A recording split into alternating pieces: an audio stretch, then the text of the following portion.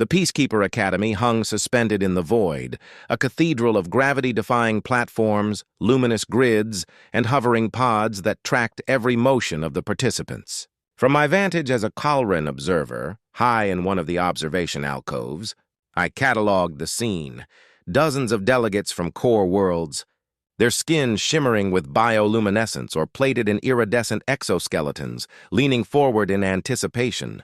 The duel was meant to be ceremonial, a friendly display of skill, a chance to showcase camaraderie.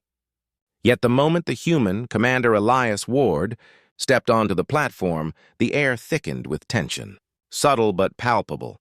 His opponent, a Peacekeeper veteran of decades, launched the first strike, limbs ablur, weapons flashing arcs of lethal energy. And then it happened. Ward's response was instantaneous, preternatural. A sidestep that seemed to bend time, a wrist flick that deflected a plasma blade, a counter-strike precise to a microsecond. Gasps echoed through the assembly. Whispers ran like static across the observation pods. Impossible. He shouldn't be able to move like that. Every Peacekeeper trained for speed. Strategy and calculation found themselves a fraction behind, reacting instead of anticipating. I noted the smallest details, the steady cadence of his pulse, the calm in his eyes, the almost serene lack of exertion. Each movement he made was a lesson in efficiency, fluid, unhurried, yet devastatingly precise. The hall, bathed in alternating blue energy glows and the sharp orange sparks of near contact, seemed to shrink around him, his presence compressing space itself. By the end of the demonstration, Ward stood unscathed, expression serene, while every Peacekeeper's face was frozen in disbelief.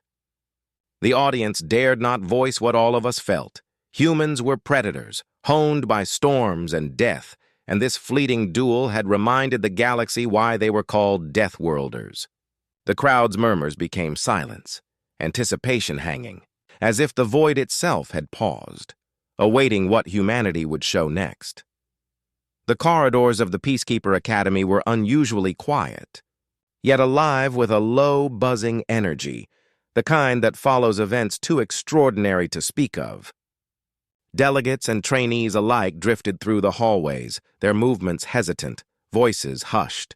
I moved among them, cataloging reactions, noting subtle changes in posture, the flickers of disbelief in alien eyes. Everywhere I looked, murmurs circled like ghosts. How a human had faced the Academy's elite and emerged unscathed. Not through overwhelming force, but through perception so refined it seemed to defy physics itself. "They see the world differently," a young Zyran muttered, scales shimmering faintly in the corridor light. "Everything we train against, they anticipate before we act." Near the holosim chambers, trainees replayed every second of the duel, looping strikes, counters, deflections over and over. Each simulation attempted to quantify timing, angles, and momentum, but all failed. The human's instincts were beyond calculation, beyond expectation.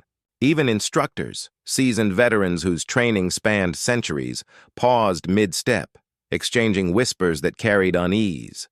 How could a single species possess such refined survival acuity? Through the throng, Elias Ward moved with deliberate calm, eyes scanning the hall, measuring, unhurried, each step radiating authority without arrogance. No energy flared from his presence. No threat announced itself. Yet every alien in the corridors felt the weight of his being, the gravitational pull of capability impossible to ignore. Conversations that had begun with admiration slipped into tension, uncertainty. Casual chatter faltered, replaced by speculation, subtle glances, and long pauses that stretched seconds into eternities. Whispers became questions.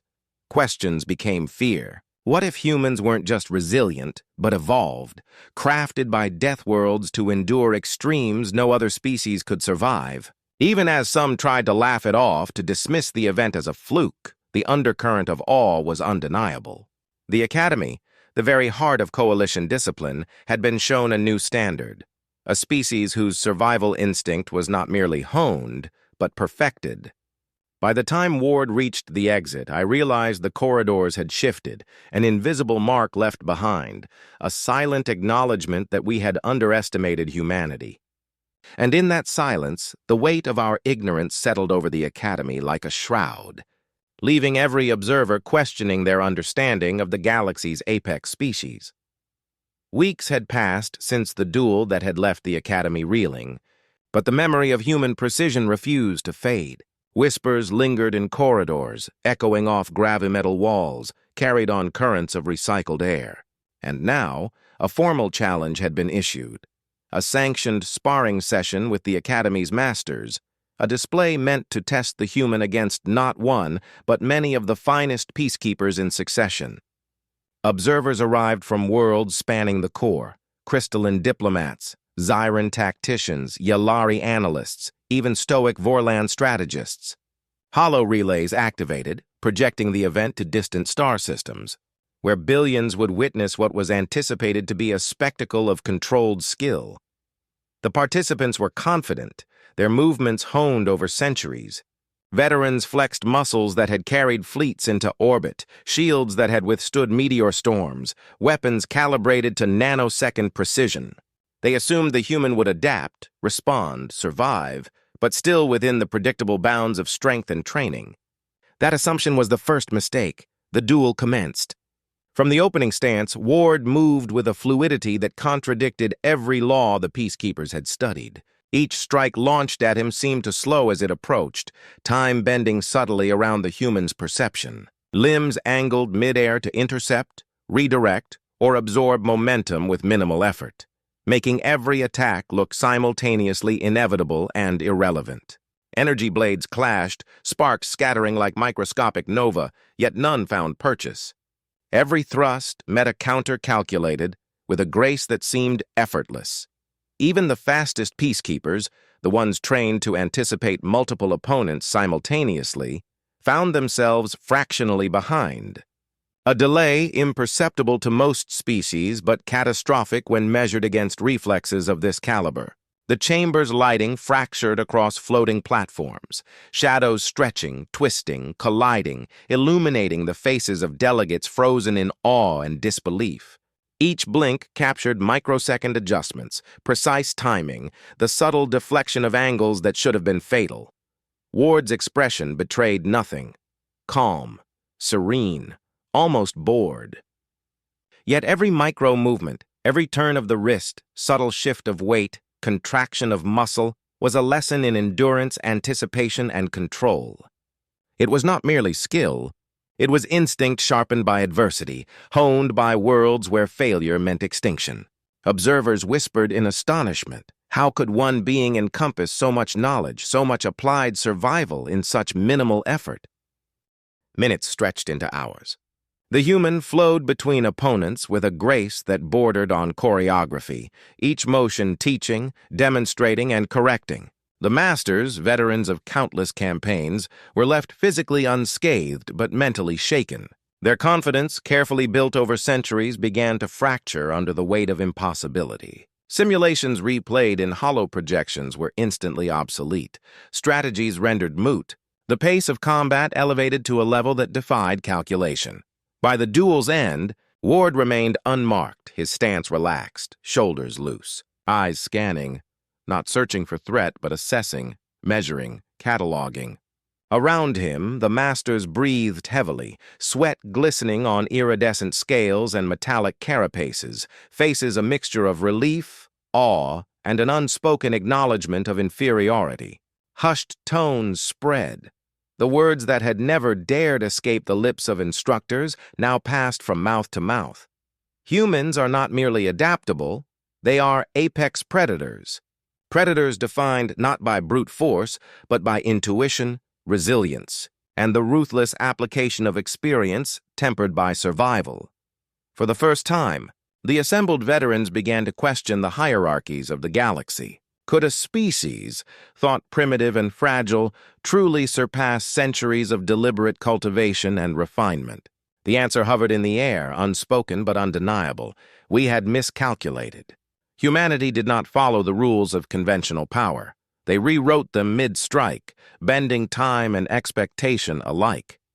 The hall, once a place of honor and ceremonial demonstration, had become a classroom in humility, and the lesson was clear. Underestimate a human at your own peril. And as Ward stepped back, shoulders easing into a natural stance, the silence in the chamber was thick, almost sentient, as though the walls themselves had absorbed the impossible. And even the architecture of the academy seemed to pause. Every eye followed him, every mind trying and failing to comprehend the magnitude of what they had just witnessed. Somewhere in that pause, a realization spread. The galaxy had not merely witnessed a duel. It had glimpsed the evolutionary apex of survival, the quiet, lethal artistry of a Deathworlder.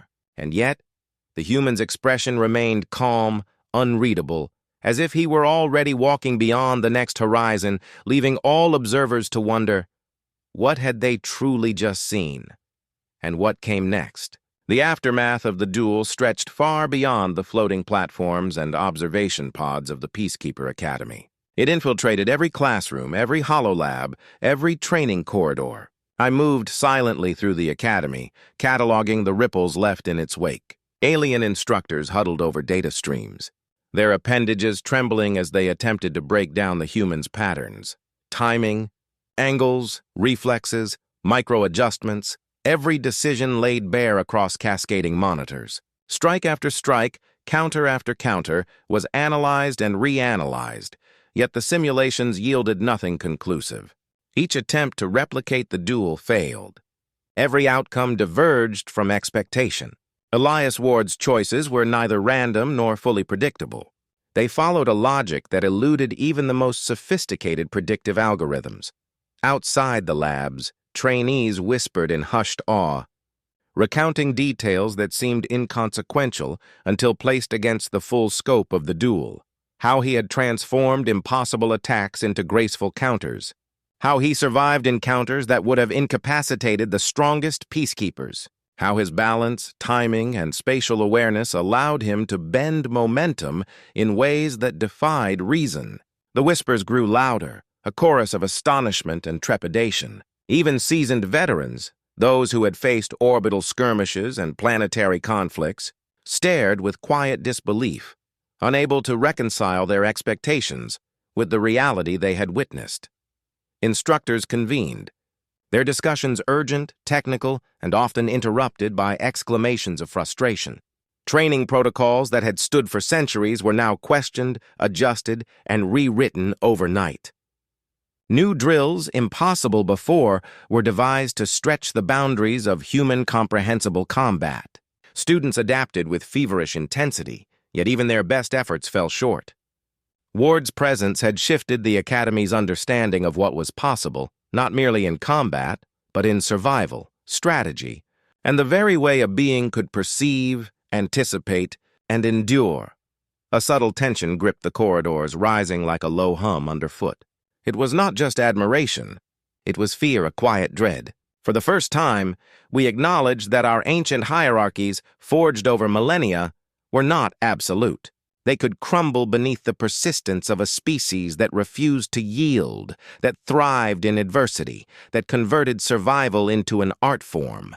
In every glance cast toward the empty platform where Ward had stood, there lingered the unspoken question: how could one species, born of fragile worlds and storms, redefine an entire academy built for centuries of apex training? Even I, observer among observers, felt the weight of it. Not merely the skill displayed, but the implications. If one human could challenge the foundations of our most hallowed institution, what might an entire species, unrestrained and untested, be capable of? The corridors were alive with uncertainty. Students adjusted their postures, instructors recalculated strategies, and veterans muttered quietly to themselves, as though the walls themselves had absorbed the revelation and whispered it back. The duel had ended, but the lesson was far from complete. Fear, respect, and awe interwove in a tapestry that would persist for decades, perhaps centuries. Humanity had not just participated in a demonstration, they had rewritten the rules of anticipation, endurance, and survival. And in that quiet, lingering hum across the academy, one truth became undeniable. The galaxy had glimpsed something extraordinary, and it would never forget. The Peacekeeper Academy, once a place of strict order and predictable rigor, had transformed in the wake of the human duel. The echoes of the encounter lingered, not just in memory but in every corner of the sprawling institution. Classrooms, hollow labs, and training chambers vibrated with an undercurrent of disbelief, a tension that could be felt in the footfalls of even the most composed delegates. I moved among them, my sensory perception cataloging every micro-expression, every twitch of nervous anticipation. Alien instructors huddled over hollow displays, their multiple appendages manipulating strands of data with frantic precision, replaying strike after strike, counter after counter. Yet each simulation, each attempt to replicate the human's responses, ended in failure. Elias Ward's choices defied conventional logic.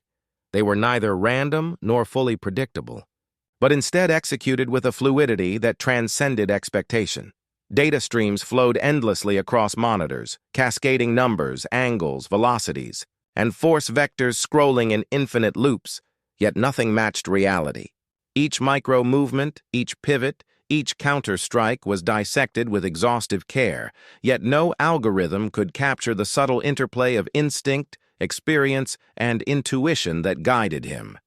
Instructors whispered among themselves, voices low, tinged with both admiration and unease. "Impossible," muttered one, a Vorlan tactician whose species prided itself on anticipating enemy maneuvers across entire planetary engagements. "How does one being see beyond the strike before it is made?" Outside the laboratories, trainees recounted the duel endlessly, their voices trembling between excitement and fear. They described in vivid detail how Ward had transformed attacks that should have been lethal into counters so seamless they appeared effortless. He had survived sequences that would have shattered even the strongest peacekeeper's stamina and coordination, doing so with an almost casual composure. Some spoke of the tilt of his head, the fractional adjustment of his weight, the barely perceptible shift in his shoulders, movements so minute they were nearly invisible, yet carried the full weight of intent and calculation. Instructors, desperate to understand, began to rewrite training protocols overnight. Regimens that had endured centuries of practice were abandoned or modified. Exercises were created to stretch the boundaries of perception, timing, and adaptability to match the benchmark set by this single human. Students absorbed every lesson with a mix of awe and trepidation, realizing that their previous mastery now seemed superficial in comparison. Even the most arrogant veterans who had faced orbital sieges, stellar anomalies, and planetary uprisings felt their confidence shatter under the subtle weight of a presence that defied prediction. The corridors themselves seemed to vibrate with a new energy, part admiration, part dread, as the implications of what they had witnessed sank in. We began to understand that what had been displayed was not merely skill or training, but a profound evolutionary refinement. Humanity had been forged in the crucible of Deathworlds, a species tempered by extreme adversity, where survival required instantaneous adaptation, precise anticipation, and an instinctual mastery of circumstance that bordered on the supernatural. The duel had revealed a truth the galaxy had long refused to acknowledge. Our hierarchies, meticulously crafted over millennia, could collapse beneath the quiet persistence of one species unwilling to yield. Even I, a detached observer, felt the weight of the revelation pressing against my perception. Every glance toward the empty platform where Ward had stood carried with it a lingering question. If one human could unsettle the foundations of the academy, what could an entire species accomplish? Fear had seeped into admiration, humility into awe, and uncertainty into knowledge. The duel had ended, yet its lessons echoed endlessly, reshaping not only combat doctrine but our understanding of endurance, adaptability, and the raw, unquantifiable force of a being who had transcended expectation. The academy had glimpsed a new apex, and the corridors hummed with silent acknowledgement. We had been shown the power of humanity, and it would take generations to comprehend. When the duel concluded, the academy did not simply return to normal. Instead, a palpable stillness settled over every platform, every corridor, every observation pod. Elias Ward turned, shoulders squared, and began to walk away, his movements deliberate, unhurried, each step measured as though the gravity beneath him bent subtly to his will. Silence followed him like a tide, thick and inexorable, pressing against the minds of all who had witnessed the impossible. Trainees froze mid-motion, hollow simulations paused mid-frame, and even the most seasoned peacekeepers found themselves rooted, unable to comprehend the implications of what had just occurred. Cameras across the core worlds recorded the event, broadcasting it to billions. Yet no footage could truly convey the weight of his presence, the gravitational pull of composure, the certainty of being that seemed to unmake centuries of institutional arrogance. Whispers spread through corridors, first tentative, then mounting like the swell of a storm. "How?" breathed a young Ziren trainee, her scales shimmering with disbelief. "How does one being move through conflict like it is nothing, and yet leave a mark so absolute?" Across the academy, rumors began to circulate that humans were not merely resilient. They were instruments of inevitability, honed by Deathworlds into predators of unparalleled patience and skill. Every strike he had made, every micro-adjustment in balance, every imperceptible pivot had revealed a mind capable of perceiving the universe in ways other species could not. As Ward moved, he seemed untouchable yet entirely present. His eyes scanned the academy, noting but never reacting, assessing without haste, teaching without intention. Generals and instructors alike felt their assumptions crumble.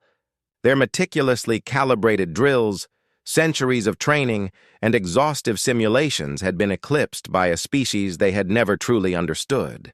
The human did not boast, did not taunt, did not exert dominance. And yet his very existence in that space, that precise combination of flesh, thought, and instinct, communicated a truth the galaxy had long ignored.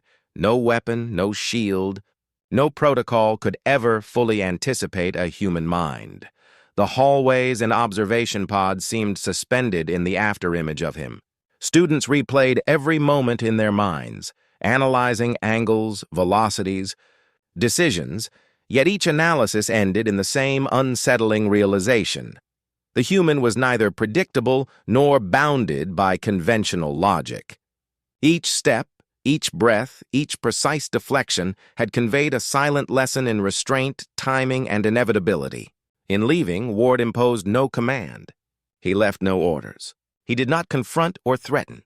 He simply departed, and in that departure, the galaxy was forced to confront its own limitations. As the echo of his boots faded into the distant corridors, a subtle shift began to permeate the coalition. Whispers that had begun as awe became legend. Across star systems, among fleets and councils, across academies and barracks, the story of the humans' duel spread. It was not a story of victory nor of conquest. It was a story of comprehension deferred, of boundaries redefined, of perspective forever altered. Every observer, every student, every veteran left behind had to reckon with one singular, inexorable truth. The human mind, tempered by storms, refined by survival, and honed in the crucible of Deathworlds, could not be fully known, controlled, or anticipated.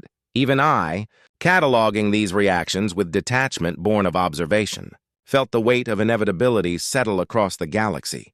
Ward's departure left a void, but it was not an absence. It was a presence in itself, a reminder of everything we had overlooked. The halls of the academy would carry this lesson forward, the ripple extending into fleets, into strategy rooms, into the hearts and minds of those who had once believed themselves masters of the galaxy. Humanity had not merely survived our scrutiny, they had transcended it.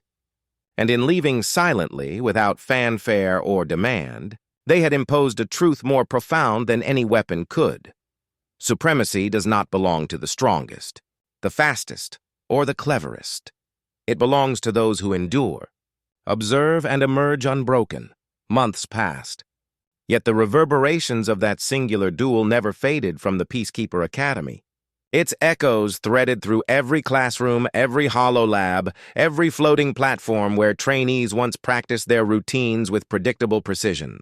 I observed as alien instructors, once steadfast in the traditions of centuries, began to dissect and incorporate aspects of the human's methodology into their teachings.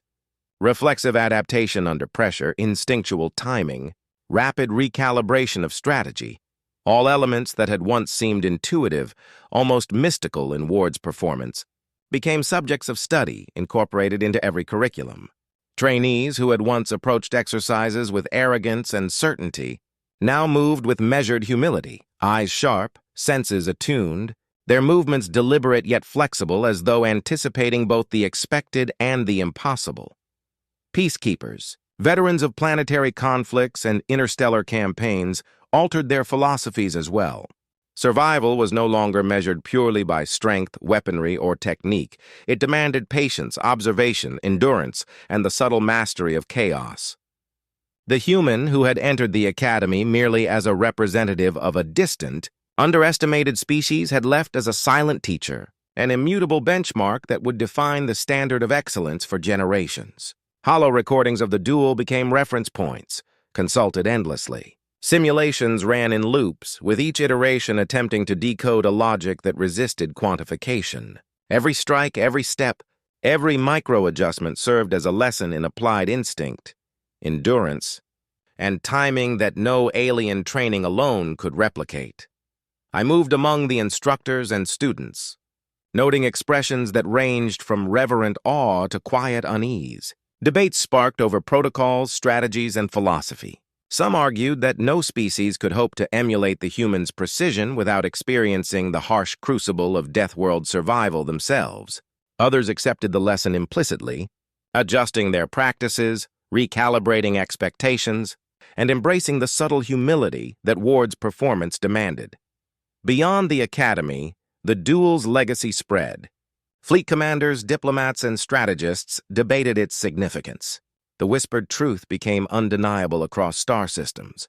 Humans were not merely resilient, they were apex survivors, honed by worlds that demanded perfection, tempered by environments that would have extinguished lesser species. Their mastery of reflex, calculation, and endurance existed not in technology alone, but in the very instinct to endure, to adapt, and to prevail against overwhelming odds. Even as centuries of peacekeeper doctrine attempted to absorb the implications, I understood the quiet revolution that had been set in motion. It was not born of conquest or war, but of observation and comprehension. One human, through a controlled duel, had shifted the galaxy's understanding of power, survival, and the very measure of excellence. The Academy, and perhaps the Coalition itself, had been humbled, their hierarchies subtly redefined.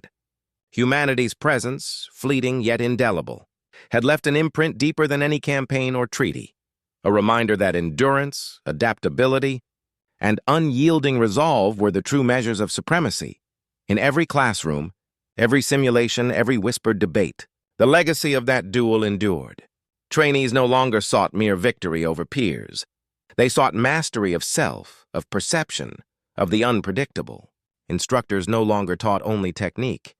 They taught awareness, intuition, and the patience to endure. Ward's shadow stretched far beyond the platform where he had stood. He had not demanded recognition, nor had he claimed dominion.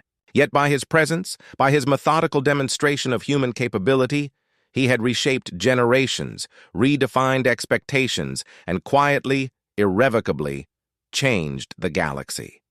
From my vantage, I cataloged the changes with awe.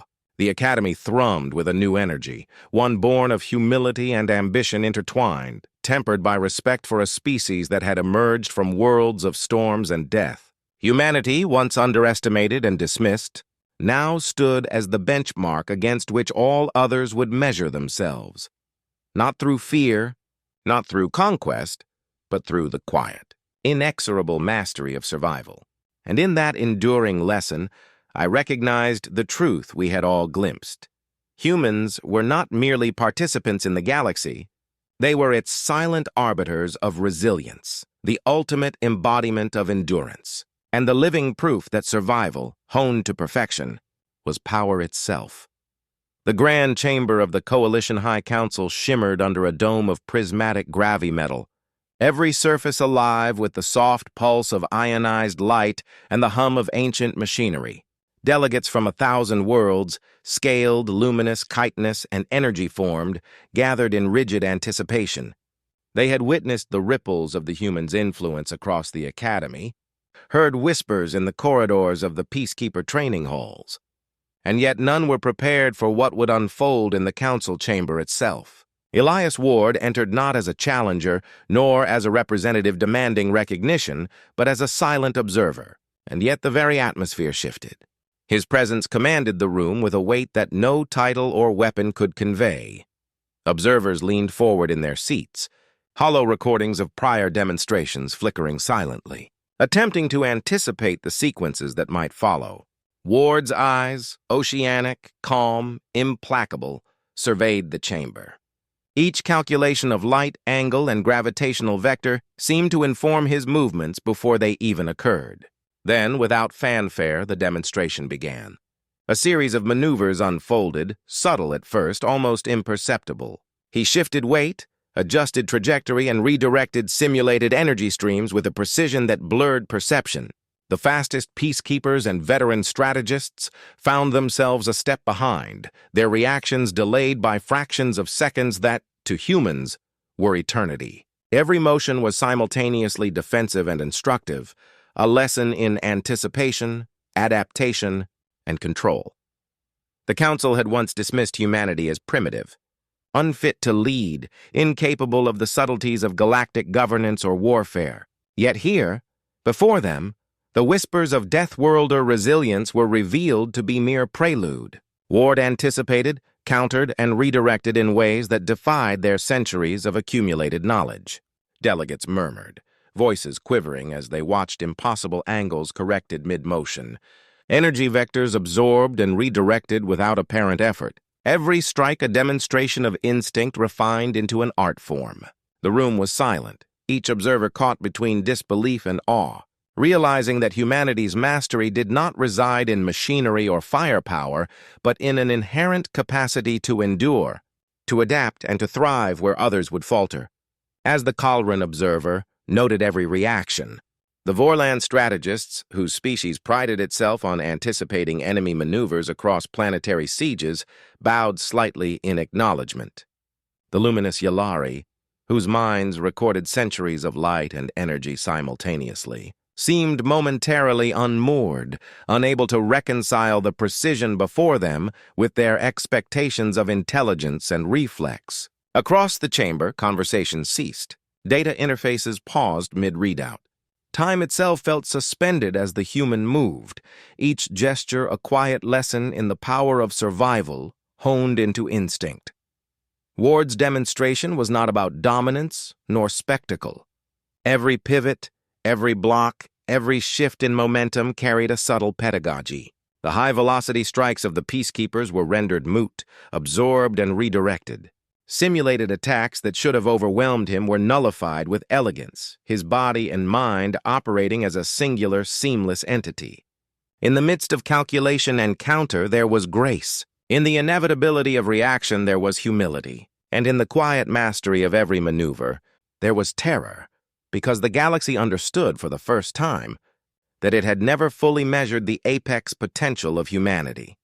The most ancient races of the Coalition, beings whose lifespans spanned millennia, exchanged glances fraught with awe. No species had ever demonstrated such a seamless integration of reflex, strategy, and instinct. Technology, they realized, had limits. Protocols could be circumvented, shields could be breached. But a mind honed to endure storms, sharpened by environments that demanded survival against impossible odds, could transcend all. Humanity's power, once underestimated, was a product of experience, of adversity, of being forged by worlds that would have destroyed lesser species. The room absorbed this revelation, unspoken but undeniable. The Deathworlder was not a soldier alone, but the embodiment of a species' potential perfected through struggle. As the demonstration continued, Ward moved with effortless precision, each step measured, each calculation invisible to all but him. The holographic projections of energy fields and simulated attacks bent and twisted in response to his presence. Counselors, veterans, and peacekeepers alike found themselves reevaluating their assumptions. Strategies that had held for centuries were obsolete in the face of this living variable. Whispers spread through the chamber like a quiet gale. Humanity was not merely resilient. Humanity was inevitable. A predator refined not for conquest, but for survival, capable of thriving where others would break. At the conclusion of the demonstration, Ward halted, standing silent and still. No words were spoken. No declaration of supremacy issued. Yet in the quiet that followed, the room understood the full magnitude of what had been revealed. The human presence had crystallized a truth the galaxy had long ignored: endurance, adaptability, and the capacity to convert limitation into strength were the ultimate forms of power. In that chamber, the legend of the Deathworlders solidified, not as a tale of fear, but as a testament to what a species could achieve when every adversity became a catalyst for growth. Even the oldest and proudest races bowed, not in submission, but in recognition of potential far greater than they had ever anticipated.